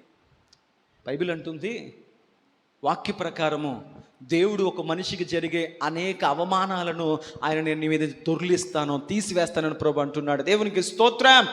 మరి సమయానుకూలతను బట్టి వాక్యానుసారంగా దేవుడు తన బిడ్డల జీవితంలో దొర్లించడానికి ఇష్టపడేటువంటి అవమానములు అనేకమున్నాయి. ఒక్క 5 అనుభవాలు చెప్తాను. ఈరోజు మన టాపిక్ ఏంటి? గిల్గాదు, నీ అవమానమును దొర్లిస్తాను. మనిషి ఏ విషయాలు అవమానపరచబడతాడు అని అడిగితే వాక్యములో అనేక విషయాలు ఉన్నాయి. అవన్నీ చెప్పుకుంటూ వెళ్తే టైం మనకు లేదు కనుక సమయానుకూలతను బట్టి ఒక 4-5 విషయాలు చెప్తా. నెంబర్ 1, మనిషి ఎక్కడ అవమానపరచబడుతున్నాడు? వాక్యమును చూద్దాం. యాకోబు రాసిన పత్రిక 2వ అధ్యాయము 6వ వచనం. యాకోబు రాసిన పత్రిక 2వ అధ్యాయం 6వ వచనం. అయితే మీరు అమ్మా దరిద్రులను, చాలు మొదటి మాట, ఒక వ్యక్తి ఎక్కువగా అవమానపరచబడే అనుభవం ఎక్కడుంది అంటే అతడు కలిగినటువంటి, చెప్పండి, దారిద్ర్యము. దారిద్ర్యము అనగా అతనికున్న పేదరికం. ఈనాడు సగటు మానవుడు ఎక్కడ అవమానపరచబడుతున్నాడు, ఎక్కడ చిన్నచూపు చూడబడుతున్నాడు, ఎక్కడ త్రోసివేయబడుతున్నాడు, ఎక్కడ గెంటి వేయబడుతున్నాడు, ఎక్కడ అవమానపరచబడుతున్నాడు అంటే అతని యొక్క ఆర్థిక స్తోమతను బట్టి. ఇదిగో నాతో మాట్లాడేంత స్తోమత నీకుందా, నాతో చూసుకోండి, నీ బతుకెంత, నువ్వెంత, నీ జీవితం ఎంత, నీ బతుకెంత, నీ సంపాదన ఎంత, నువ్వెంత అని ఒక వ్యక్తి ఎక్కడ అవమానపరచబడుతున్నాడంటే అతని యొక్క దారిద్ర్యమును బట్టి. బైబిల్ అంటున్న మాట, అతనికి ఉన్న పేదరికము చేత ఈనాడు ఒక మానవుడు అవమానపరచబడుతున్నాడు. అంటే డబ్బు ఉన్నవాడి కళ్ళకి డబ్బు లేనివాడు ఎలా కనపడతాడు? కొన్నిసార్లు మనిషిగా కూడా చూడరు. దేవునికి స్తోత్రం. ఎలా చూడరంటే వాళ్ళు అసలు మనుషులు కాదట్టు, అసలు వాళ్ళకి ఫీలింగ్స్ ఉంటాయి అన్నట్లు, అసలు వాళ్ళ ప్రాణమే కాదన్నట్లుగా పురుగుల్లా చూసేవారు లోకంలో చాలామంది ఉన్నారు. ఒక మనిషి ఎక్కడ అవమానపరచబడుతున్నాడంటే అతడి దారిద్ర్యాన్ని బట్టి అవమానపరచబడుతున్నాడు. ప్రభు అన్నాడు, ఇదిగో నీ అవమానము నేను దొర్లిస్తాను. ప్రభా, ఇదిగో నాకున్న దారిద్ర్యాన్ని బట్టి, నాకున్న ఆర్థికమైన పేదరికాన్ని బట్టి నేను నా బంధువుల దగ్గర, చుట్టాల దగ్గర, స్నేహితుల దగ్గర, ఇరుగు పొరుగు వారి దగ్గర నా పేదరికము వల్ల నేను అవమానపరచబడుతున్నాను. ఒకవేళ ఇదే కారణమై ఉండొచ్చు కొంతమంది జీవితాల్లో. అందరినీ గుర్తిస్తారండి, మమ్మల్ని గుర్తించరండి. అందరినీ పిలుస్తారండి, మమ్మల్ని పిలవరండి. అందరినీ గౌరవిస్తారండి, మమ్మల్ని గౌరవించరండి. అందరితో మాట్లాడతారండి, మాతో మాట్లాడరండి. కారణం ఏంటి? మేము దారిద్ర్యములో ఉన్నాం, మేము పేదరికంలో ఉన్నాం, మేము లేమరికంలో ఉన్నాము. మాకంటూ చెప్పుకోదగ్గ సంపద, సంపన్నత మాకు లేదు కనుక మేము అనేకల దృష్టిలో అవమానకరమైన వారిగా ఉన్నాం. కారణం ఏంటంటే మా పేదరికము, మా దారిద్ర్యము మమ్మలను చిన్న చూపు చూసే రీతిలో మమ్మలను అవమానపరుస్తుంది. వాక్యం ఉంటుంది, మీరు దారిద్రులను అవమానపరుచుతురు అన్నాడు దేవుడు. ఇప్పుడు చెప్పండి, మనిషి ఎదుర్కొనే అవమానములో మొదటి అవమానం ఏంటి? పేదరికం. ఏంటంటేనంట పేదరికం. ఆ పేదరికం అనే అవమానమును ప్రభు అంటున్నాడు, ఒకవేళ నీ జీవితంలో పేదరికము, దారిద్ర్యము అనే అవమానములను ఉన్నట్లయితే ప్రభు అంటున్నాడు తన వాక్యాన్ని బట్టి, ఇదిగో ఆ అవమానమును నేను నీ మీద నుంచి దొర్లించెదను. దేవునికి స్తోత్రం. సామెతల గ్రంథం 14వ అధ్యాయం 20వ వచనం. సామెతల గ్రంథం 14వ అధ్యాయం 20వ వచనాన్ని మనం చదవగలిగితే ఒక విషయాన్ని మనం గమనించగలుగుతాం. దరిద్రుడు తన పొరుగు వాడికి అసహ్యుడిగా కనపడతాడు. ఇంత నేను చెప్పాను, ఇప్పుడు వరకు చెప్పిన మాట ఇదే. దరిద్రుడంట, పేదవాడంట, లేనివాడంట తన పొరుగు వాళ్ళకి ఎలా కనపడతాడంట? చెప్పరేటమ్మా. అంటే అర్థం ఏంటంటే, మేము ఎంత పెద్ద మేడ కట్టుకున్నాం, మా మేడ ముందు ఆ గుడుసు మాకు చాలా చిన్నతనంగా ఉంటుంది. ఆ గుడిసే వాడికి బంగళా, వాడు తలదాచుకునే చోటదే. కానీ ఈ పెద్ద బంగళా వాడికి ఆ పాకలో ఉన్నవాడు ఎలా కనపడతాడంట? ఇలాంటి పాక, ఇలాంటి ఇల్లు మా ఇంటి పక్కన ఉండడం, అలాంటి వాడు నాకు పొరుగువాడిగా ఉండడం నాకెంతో షేమిష్గా ఉంది, అవమానంగా ఉంది, హేళనకరంగా ఉంది. ఇలాంటి వాళ్ళు పక్కన బతకడం నాకు ఏమాత్రమో ఇష్టంగా లేదు అని చెప్పి దరిద్రుడు తన చుట్టూ ఉన్న వాళ్ళందరి ఎదుట ఎలా కనపడతాడంట? అసహించుకునేవాడిగా కనపడతాడంట. సంగమా, గుర్తుపెట్టుకో, నీ ఇరుగు పొరుగు వారి మధ్య ఎవరైనా నీకంటే కొంచెం ఆర్థికంగా లేకపోతే దారిద్ర్యములో, పేదరికంలో ఉన్న వారిని ఒక దేవుని బిడ్డగా నువ్వెప్పటికీ చిన్న చూపు చూడకుందువుగాక. ఆమేన్ చెప్పండి. ఎవరికి తెలుసు, వాళ్ళు బళ్ళు అవుతాయి, బళ్ళు వాళ్ళు అవుతాయి. సౌలు అనుకున్నాడు నేను రాజుని, ఆడు గొర్రెలు కాసుకునేవాడు. సౌలుకు తెలియదు, ఒకానొక రోజున సౌలు కుటుంబం అంతా చచ్చిపోతే ఆ గొర్రెలు కోసుకునేవాడే 40 సంవత్సరాలు రాజుగా ఏళ్తాడని. దేవునికి స్తోత్రం. హల్లెలూయా. అందుకంటే ఎవరిని ఎప్పుడు చిన్న చూపు చూడకండి. ఈ రోజు నువ్వు బాగుండొచ్చు, కానీ రేపు వాడు నీకంటే గొప్పవాడు కావచ్చు. హల్లెలూయా. దరిద్రులు తన పొరుగు వారందరికీ అసహ్యులుగా మాట్లాడారు. ప్రభు చెప్పాడు, నీ దారిద్ర్యపు అవమానాన్ని నేను దొర్లిస్తాను. ప్రభా, ఎలా దొర్లించావు ప్రభా? వాక్యం చెప్తాను చూడండి. 2 కొరింథీయులకు రాసిన పత్రిక 8వ అధ్యాయం 9వ వచనంలో మనం చూడగలిగితే, 2 కొరింథీయులకు రాసిన పత్రిక 8వ అధ్యాయం 9వ వచనంలో మనం చూడగలిగితే, ఆయన మన దారిద్ర్యపు పేదరికాన్ని ఎలా దొర్లించాడో వాక్యం చెప్తుందా. మీరు మన ప్రభు అయిన యేసుక్రీస్తు కృపను ఎరుగుదురు కదా. ఆయన చాలా జాగ్రత్తగా, మీరు మన ప్రభు అయిన యేసుక్రీస్తు మన మీద చూపించిన కృప ఎలాంటిదో మీరు ఎరుగురు కదా. ఆయన ధనవంతుడై ఉండి మీరు తన దారిద్ర్యము వలన ధనవంతులు కావాలనని మీ నిమిత్తము నీ మీద ఉన్నటువంటి ఆ దారిద్ర్యము అనేటువంటి అవమానము దొర్లించడానికి ఆయన నీ కొరకు దరిద్రుడాయను. అంటే అర్థం ఏంటంటే, మనిషిని పరలోకం తీసుకెళ్దామని దేవుడు అనుకున్నాడు.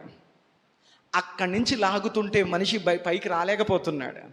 అందుచేత ఆయన మనిషిని పరలోకానికి తీసుకెళ్ళడానికి ఆయన దిగిపోయాడు కిందకి. ఆమె చెప్పండి. ఇక్కడ ఒక మీకు మాట చెప్తాను, మొదటి పాయింట్, తర్వాత నేను సింపుల్గా చెప్పి వెళ్ళిపోతాను. పాములు పొట్టు అంటే చీమల పొట్టు ఉంది. పాములు పొట్టెట్టలే, చీమల పొట్టు ఉంది. చీమల పొట్టులోకి నువ్వు వెళ్ళాలనుకో, ఒక మనిషిగా చీమల పొట్టులోకి వెళ్ళావనుకో, పొట్ట ఏమవుతుంది? విచ్ఛిన్నమైపోద్ది. నువ్వు చీమల పొట్టులోకి వెళ్ళాలంటే ఒక చీమగా మారాలి. మనిషిగా చీమల పొట్టులోకి వెళ్తానన్నావంటే నువ్వు ఆటోమేటిక్గా అడుగేయి, కానీ చీమల పొట్టు ఏమైపోద్ది? దేవుడు తల్లి కడుపులోకి రావాలంటే, దేవుడిగా వస్తే తల్లి గర్భం తట్టుకోలేదు. దేవుడు తల్లి గర్భము ద్వారా లోకానికి రావాలి. కాబట్టి ఆయన తన పరలోక మహిమను విడిచిపెట్టి ఆయన ఒక పసిబిడ్డముగా, ఒక పిండముగా తల్లి గర్భంలోకి వచ్చాడు. దేవునికి స్తోత్రం. యేసు ప్రభువా, ఎంత తగ్గించేసుకున్నావయ్యా అని అడిగితే, ఆయన ఒక తల్లి గర్భములో పట్టేంత చిన్న అణువుగా ఆయన తన్ను తాను తగ్గించుకున్నాడు. దేవునికి స్తోత్రం. మనం ఒక చిన్న మాటగా తగ్గించుకో, పరలోక మహిమను విడిచిపెట్టి ఒక తల్లి గర్భములో పట్టేంత ఒక చిన్న మాంసపు ముద్దగా మారేంతగా ఆయన తనను తాను తగ్గించుకున్నాడు. ఆయన ధనవంతుడై ఉండి మన దారిద్ర్యాన్ని దొర్లించడానికి ఆయన మన కొరకు దరిద్రుడాయను. దేవునికి స్తోత్రం. హల్లెలూయా. ఇక్కడ ప్రశ్న అడిగి ముందుకు వెళ్ళిపోతాను, టైం అయిపోతుంది కాబట్టి. ఈలో మీరు రాయల్టీ చూపించాడు, కానీ నేను ఆరాధిస్తున్న దేవుడు నన్ను రాయల్టీగా చేయడానికి ఆయన నా కొరకు దిగాడు. నా పేదరికాన్ని ఆయన మీద వేసుకున్నాడు, నన్ను తన పరలోక మహిమకు చేర్చాడు. నా పాపమును ఆయన తన మీద వేసుకున్నాడు, నన్ను బ్రతికించి ఆయన చనిపోయాడు. దేవునికి స్తోత్రం. హల్లెలూయా. అర్థమైంది అనుకుంటున్నా. నేను ఎక్కడో ఉంటాను, నా కోసం రండి అనేవాడు కాదా, నన్ను వెతుక్కుంటూ వచ్చేవాడు నాకు కావాలా. నేను పలానా చోట ఉంటాను, ఎత్తుకుంటా రండి అంటుంటే ఈనాడు మనుషులు వెతుక్కుంటూ వెళుతున్నారు. కానీ నేను ఆరాధిస్తున్న దేవుడు, నువ్వు ఆరాధిస్తున్న దేవుడు, నువ్వు రాలేవయ్యా, నువ్వు ఎక్కడికి వచ్చినా నన్ను కనుగొనలేవయ్యా అని చెప్పి నన్ను వెతుక్కుంటూ ఆయన మహిమను విడిచి దరిద్రుడిగా కిందకు దిగి వచ్చాడు. అందువల్ల ఆయన నా హృదయంలోకి రావడం వల్ల బైబిల్ ప్రకారము ఆయన నా దారిద్ర్యపును నా నుంచి తొలగించునుగాక. ప్రభు అన్నాడు కదా, మీలో పేదలు ఉండనే ఉండరు. ఆమేన్, ఆమేన్. నువ్వు ప్రార్థించాలి, ప్రభువా ఇదిగో దారిద్ర్యము అనే అవమానాన్ని తొర్లిస్తానన్నావు కదా.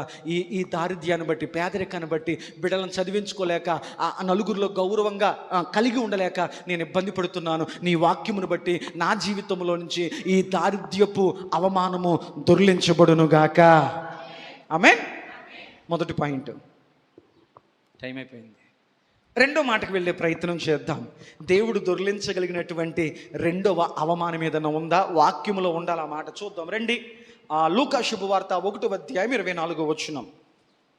లూకా శుభవార్త 1వ అధ్యాయం 24వ వచనం.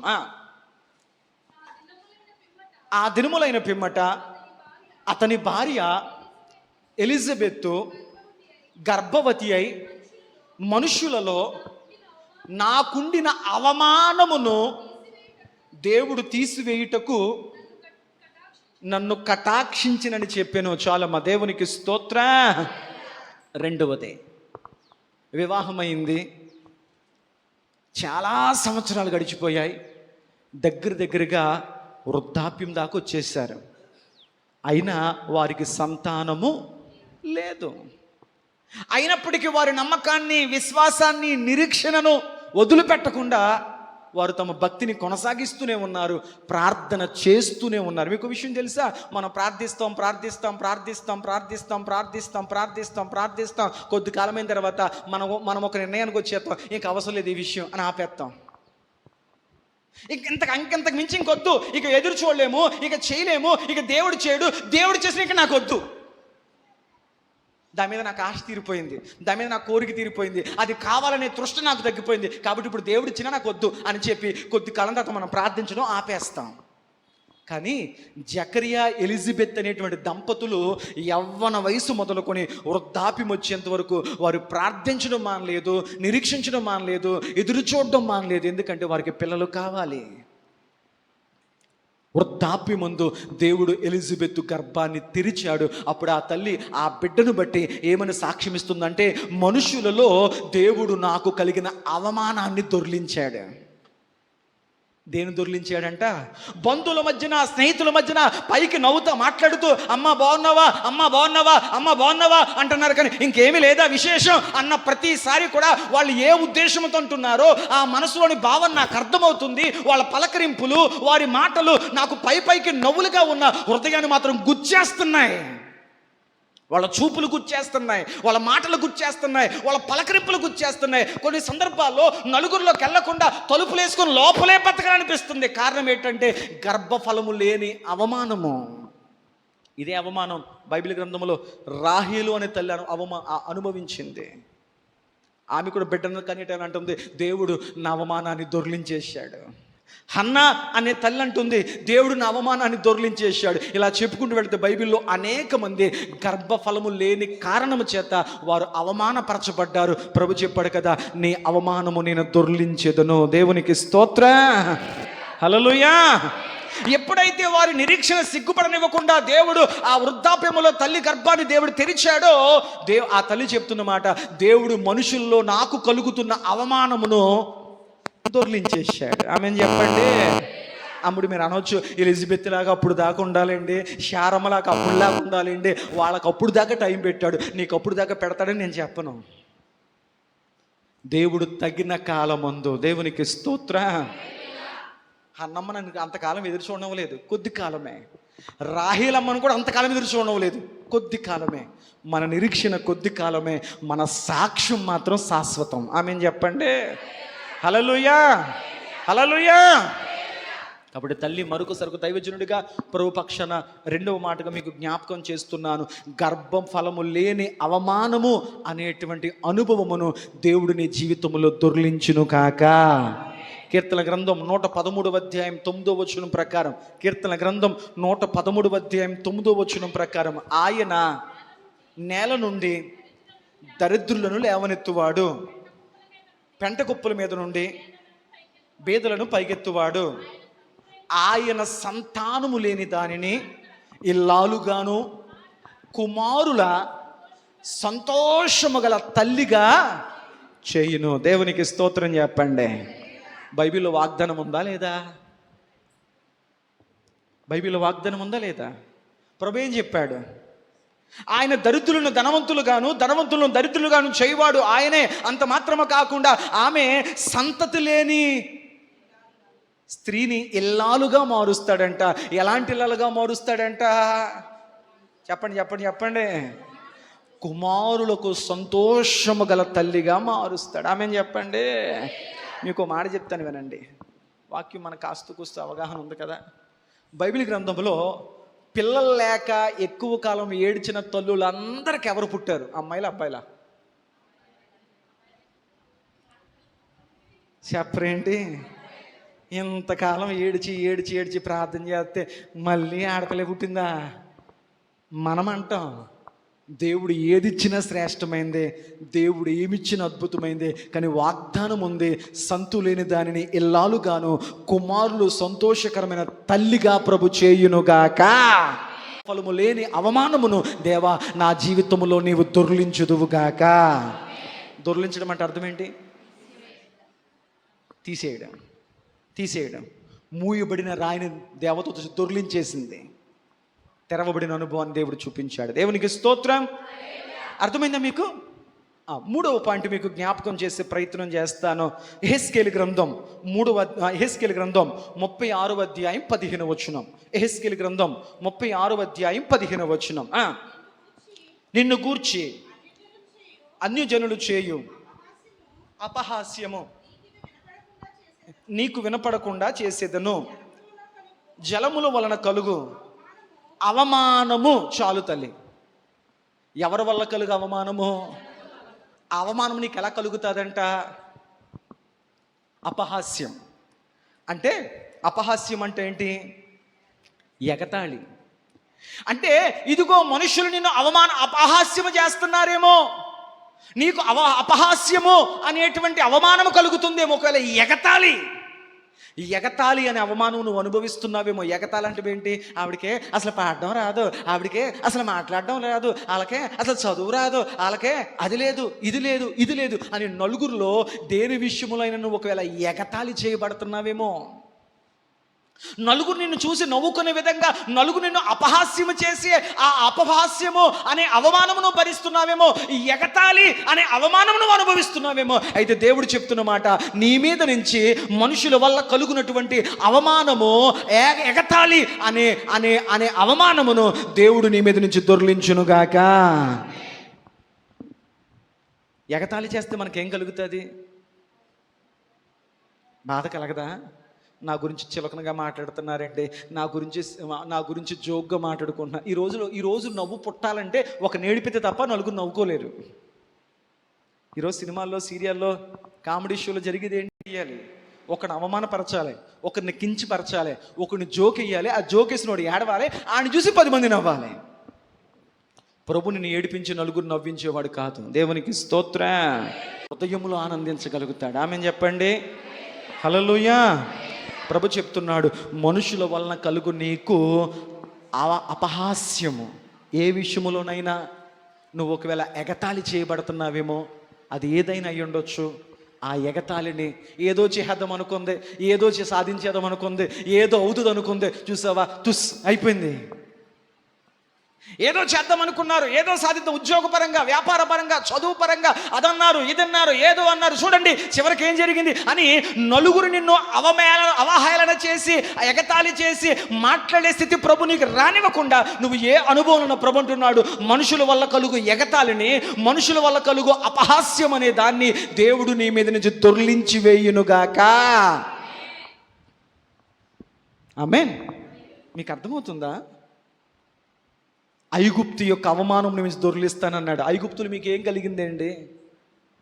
ఐగుప్తులు మాకు అవమానాలు కలిగాయి. సంగమా, ఈరోజు నీకు కలుగుతున్న అవమానాలు ఏంటి? కొన్ని చెప్పుకునేవి, కొన్ని చెప్పుకోలేనివి. కొన్ని నలుగురిలో పంచుకుంటాం, కొన్ని నలుగురిలో చెప్పుకోలేక తొలిపేసుకుని ఎడుతాం. నువ్వు ఏ అవమానముతో బాధపడుతున్నా ప్రభు అన్నాడు, నీ అవమానమును దొర్లించేవాడిని నేనున్నాను. నువ్వెవరితో చెప్పాలి? దేవుడు ఏం పోలే అంతమంది కష్టాలు ఏంటాడు, ఆయనకి నా కష్టం గట్టి ఎందుకు ఇబ్బంది పెట్టడం? నువ్వెంత మంచి మనసు ఏమి వండుకో, ఆయన నీ కష్టం వింటాకే ఉన్నాడు. ఆమెను చెప్పండి. దుఃఖపడు వారు ధన్యులు, వారు దేవుని చేత వాదార్చబడతారు. మనుషులు వాదార్పు వద్దమ్మా, దేవుని వాదార్పు కోరుకో. నలుగురిలో నవ్వు, దేవుడి దగ్గర ఏడువు. నలుగురిలో నవ్వుతూ ఉండు. అబ్బా ఎన్ని కష్టాలు రా, ఎన్ని బాధలు రా, ఎన్ని అవమానాలు రా, అయినప్పటికీ ఎంత చక్కగా నవ్వుతుందిరా. ఎందుకో తెలుసా? నలుగురిలో నవ్వు అది నీకు విలువను పెంచుతుంది. దేవుడి దగ్గర వేడువు అది నీ రాతను మారుస్తుంది. మనం రివర్స్ చేస్తాం. మనుషుల దగ్గరికి వచ్చి ఏడుతాం, దేవుడి దగ్గరికి వచ్చి నవ్వుతాం. వద్దు. దేవుని దగ్గర ఏడువు. ఆయన నేను ఆనంద తైలముతో నింపునుగాక నీ కన్నీళ్లను. ఆమేన్. చాలు, 3 విషయాలు చెప్పారు. నెంబర్ 1, నీ దారిద్ర్యపు అవమానమును ఆయన దొర్లించునుగాక. నెంబర్ 2, గర్భఫలము లేని అవమానం అనే స్థితిని ఆయన నీ జీవితంలో దొర్లించునుగాక. నెంబర్ 3, అపహాస్యము, ఎగతాళి అనేటువంటి అవమానమును దేవుడు నీ జీవితంలో దొర్లించునుగాక. నెంబర్ 4, కీర్తన గ్రంథం 44:7 ప్రకారం, కీర్తన గ్రంథం 44వ అధ్యాయం 7 ప్రకారం, నా శత్రువుల చేతిలో నుండి, దేవునికి స్తోత్రం చెప్పండి. 3వది ఏంటయ్యా అంటే, శత్రువుల వలన కలిగిన, నాలుగవది శత్రువు వలన కలిగినటువంటి అవమానం. ఎవరి వల్ల కలిగే అవమానం? శత్రువుల వల్ల కలిగినటువంటి అవమానం. కొన్నిసార్లు మనం చేతులారా కొంతమంది శత్రువులుగా చేసుకుంటాం. కొన్ని సందర్భాల్లో మన ప్రమేయం లేకుండానే కొంతమంది మనకు శత్రువులు తయారవుతారు.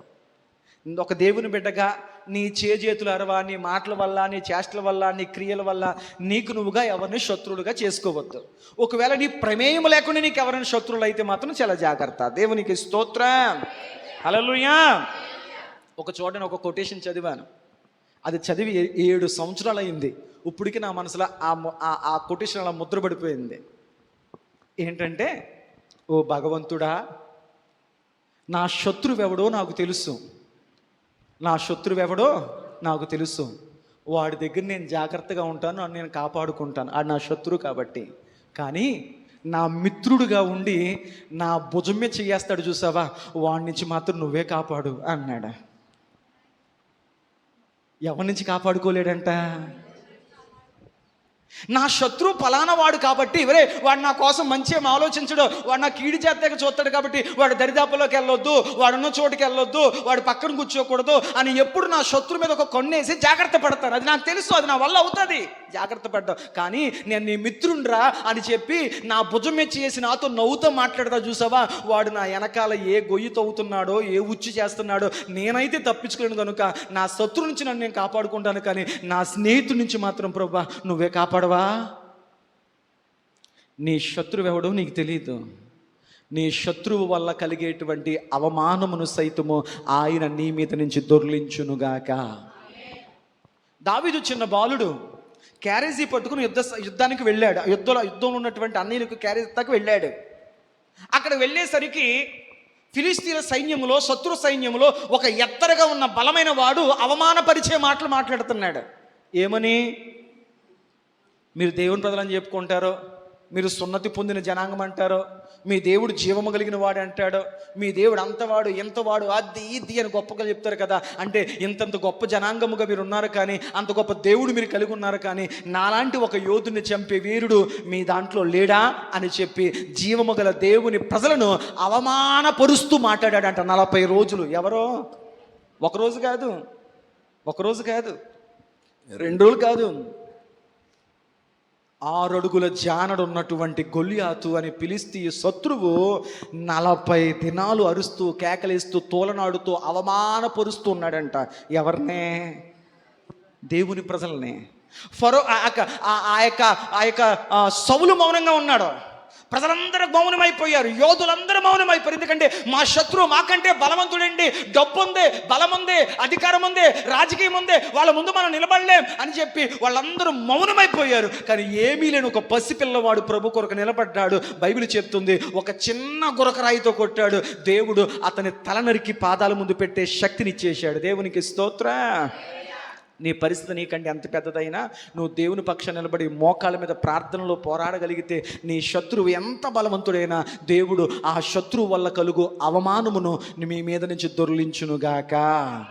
కొంతమంది అంటారు, ఏంటి పాస్టర్ గారండి, నేనంటే మా వాళ్ళు కడులేండి. నిన్ను బట్టి కాదు, నువ్వు నమ్ముకున్న దేవుణ్ణి బట్టి.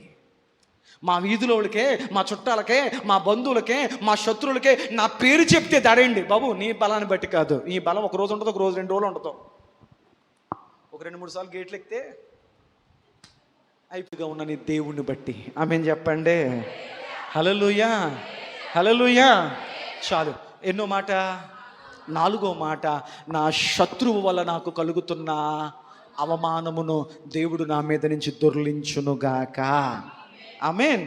ఇంకొక చివరిగా 5వ మాట కూడా చెప్పి ఇంక మిగతా ఆయన ముగించే ప్రయత్నం చేస్తాను. ఆ 5వ అవమానము దేవుడు మన నుంచి ఏం దొర్లించడానికి ఇష్టపడుతున్నాడు అంటే, సామెతల గ్రంథం 14వ అధ్యాయం 34వ వచనం. సామెతల గ్రంథం 14వ అధ్యాయం 34వ వచనం. అమ్మా, నీతి జనములు ఘనతకెక్కుటకు కారణము. నీతిగా బ్రతికేవాడు ఘనత పొందుతాడు, ఘనతని పొందుతాడు. పాపము వలన ప్రజలకు దేనివల్ల ఏం కలుగుతుందంట? పాపము వలన మనిషికి అవమానం వస్తుంది. ప్రభు ఏమంటున్నాడు, నీ అవమానము దొర్లిస్తాను. ఇప్పుడు నీ మీద నువ్వు చేసిన పాపాన్ని బట్టి, తప్పును బట్టి, దోషాన్ని బట్టి, అతిక్రమాన్ని బట్టి, ఏ పాపం వల్ల నువ్వు అవమానపరచబడుతున్నావో ఆ అవమానపు భారాన్ని దేవుడు నీ మీద నుంచి దొర్లించునుగాక. ప్రభు అన్నాడు కదా మత్తయి శుభవార్తలో, ప్రయాసపడి భారం మోసుకున్న సమస్యలారా నా యొద్దకు రండి, నేను మీకు విశ్రాంతిని ఇస్తాను, నీ భారాన్ని నేను దొర్లిస్తాను. పాపపు భారము, పాపపు మనిషి ఆ పాపపు భారాన్ని దింపుకోవడానికి ఎక్కడెక్కడికో ఎక్కుతున్నాడు, ఎక్కడెక్కడికో దిగుతున్నాడు, ఎక్కడెక్కడో స్నానాలు చేస్తున్నాడు, కానీ మనిషిలోంచి పాపము అనే భారము దొరలడం లేదు, తీసుకోలేకపోతున్నాడు. అందుచేత బైబిల్ అంటుంది, ఆయన పాపం వలన వచ్చు అవమానపు భారమును నీ మీద నుంచి దొర్లించునుగాక. అలా దొర్లించడానికి ఆయన తన పరిశుద్ధ రక్తము నీ కొరకు నా కొరకు కార్చి ఉన్నాడు. చూడండి, ఆదికాండం 4వ అధ్యాయం 7వ వచనం చూడగలిగితే, ఆదికాండం 4వ అధ్యాయం 7వ వచనం మనం చూడగలిగితే పాపం వల్ల వచ్చేటువంటి అవమానం ఎలా ఉంటుందో చెప్తున్నాను. నీవు సత్క్రియ చేసిన ఎడల తలెత్తుకొనవా, నువ్వు సత్క్రియ చేసిన ఎడల తల ఎత్తుకొని బ్రతకవా, సత్క్రియ చెయ్యని ఎడల వాకిట పాపము పొంచి ఉన్నది, నీ ఎడల ఆ పాపానికి వాంఛ ఉన్నది. ప్రతి వ్యక్తి జీవితంలో ప్రతి ఇంటి వాకిట ముందు పాపం వాంఛతో ఎదురు చూస్తుందంట. నువ్వు తలెత్తుకుని బతకాలంటే నువ్వు సత్క్రియ చేయి, నువ్వు తల దించుకుని బతకాలంటే నువ్వు పాపము చేయి. తమ్ముడిని చంపేశాడు అన్నయ్య, దేవుడి దగ్గరికి వచ్చి ఎప్పుడు తలెత్తుకుని మాట్లాడేవాడు, ఇప్పుడు తలదించుకుని మాట్లాడితే మా తమ్ముడికి నేను దోసున్నా అంటున్నాడు. దేవుడు చెప్పాడు, నువ్వు తలదించావంటే అర్థమేంటి తెలుసా, నీ తల మీదకి వచ్చేసింది పాపం, అది నేను తల ఎత్తనివ్వదు, పాపము నీ తల ఎత్తనివ్వదు. నువ్వు సత్క్రియ చేసిన ఎడల నీతిమంతులు సింహం వలె ధైర్యముగా ఉంటారు. నువ్వు తలెత్తుకుని బతకాలంటే సత్క్రియ చేయి, పాపము నీ తల దించుతుంది. పాపము, ఆదాము నువ్వెక్కడా దేవా, నీ స్వరం విన్నప్పుడు భయపడి నేను చెట్టు వెనక దాక్కున్నాడు. పాపము నిన్ను దాకునిలా చేస్తుంది, పాపము నిన్ను తలదించుకునేలా చేస్తుంది, పాపము నువ్వు అవమానపడేలా చేస్తుంది, పాపము నిన్ను చచ్చి నరకానికి తీసుకెళ్తుంది. ప్రభు అన్నాడు, ఒకవేళ ఆ పాపము వలన కలిగిన అవమానములో నువ్వు ఉన్నావా, అయితే బైబిల్ అంటుంది ఆ పాపపు అవమానమును దొర్లించుట కొరకే ఆయన నీ కొరకు రక్తాన్ని కార్చాడు. దేవునికి స్తోత్రం, హల్లెలూయా. బుద్ధిహీనత వలన అవమానం కలుగును, ఇలా చెప్పుకుంటూ వెళ్ళిపోతే బైబిల్ బోల్డ్ అని అవమానాలు ఉన్నాయి.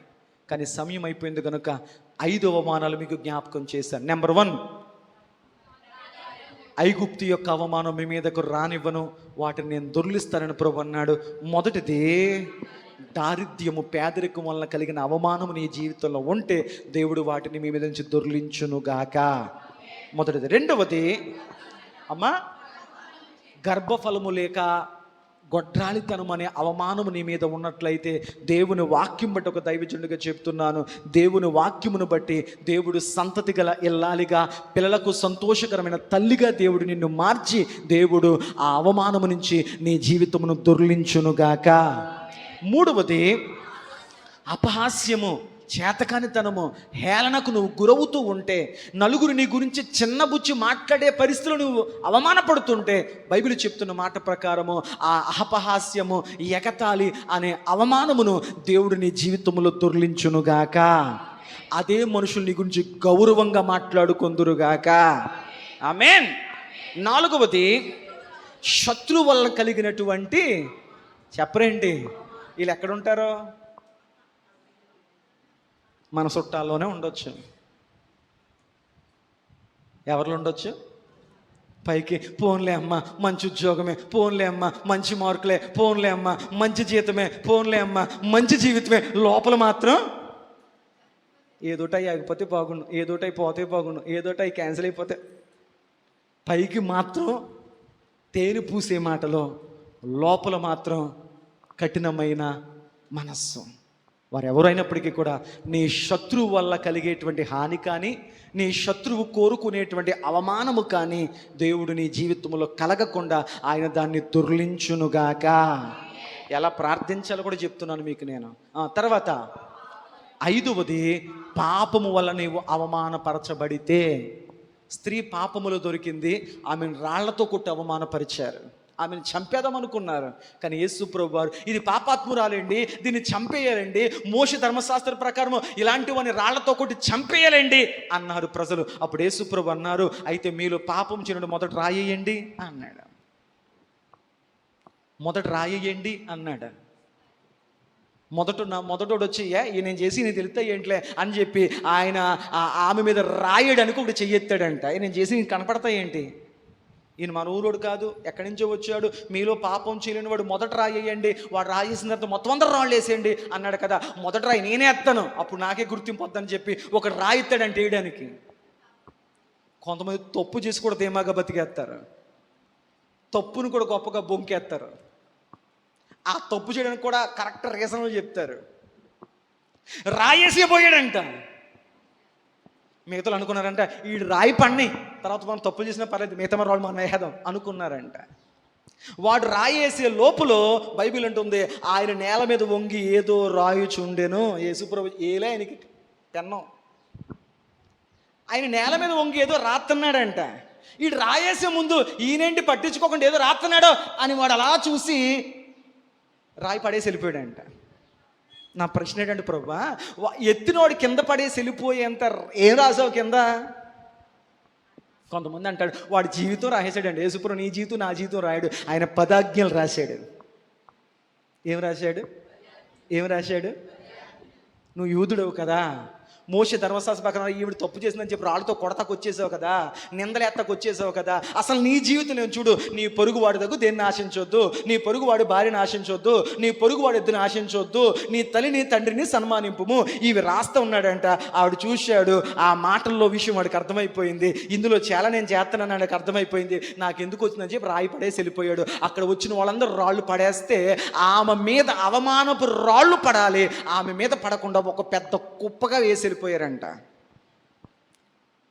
యేసుప్రభుని చూసి అమ్మా నిన్నెవరూ కొట్టలేదా, నిన్నెవరు అవమానపరచలేదా అన్నాడంట. అప్పుడు ఆవిడంది నన్ను ఎవరూ అవమానపరచలేదయ్యా, ఎవరూ కొట్టలేదయ్యా, అందరు రకరకాలుగా పిలిచారయ్యా, నువ్వైతే నన్ను గౌరవిస్తూ అమ్మా అని పిలిచావు, నేను ఎన్నడూ వినలేదు ఈ పాట. అప్పుడు అన్నాడు అమ్మ నేను నిన్ను అవమానపరచును, నేను నిన్ను గాయపరచును, ఇక్కడి నుంచి ఇలా బతకొద్దు. ఆమెను చెప్పండి.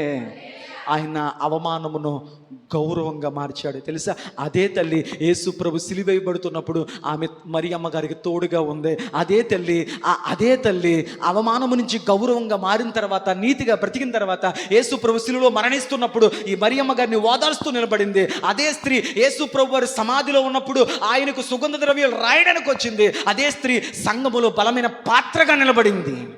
అవమానము నుంచి దేవుడు గౌరవములోకి నడిపించిన తర్వాత దేవునికి స్తోత్రం. ఇంకా అనేక ఉదాహరణలు ఉన్నాయి. ఏది ఏమైనా ప్రభు చెప్పిన మాట గుర్తు చేసుకోండి. నువ్వు ఎప్పుడు ఆత్మీయ సున్నతిని పొందుతావో, ఎప్పుడు జరుగుతాయి ఇవన్నీ కూడా? రక్షణ, మారు మనస్సు, బాప్తిస్మము అనే ఆత్మీయ సున్నతు నువ్వు పొందినప్పుడు ప్రభు నీకు ఒక నిబంధన చేస్తున్నాడు. ఇది మొదలుకొని ఐగుప్తి పాపము, లోకము, గతకాలపు అవమానములు ఏవి నీ మీద ఉండకుండా నేను దొర్లించేస్తాను. దాని పేరే గిల్గాలు. అంటే అర్థం ఏంటయ్యా అంటే దొర్లించబడుట. దేవునికి స్తోత్రం. అట్టి అనుభవాలతో, అట్టి తీర్మానాలతో ప్రభు మనల్ని ముందుండి నడిపించి సహాయం చేయునుగాక. ప్రార్థన. యోషువ అనే నాయకునితో మాట్లాడుతున్న మాట. ఏమని మాట్లాడాడు దేవుడు అంటే, అప్పుడు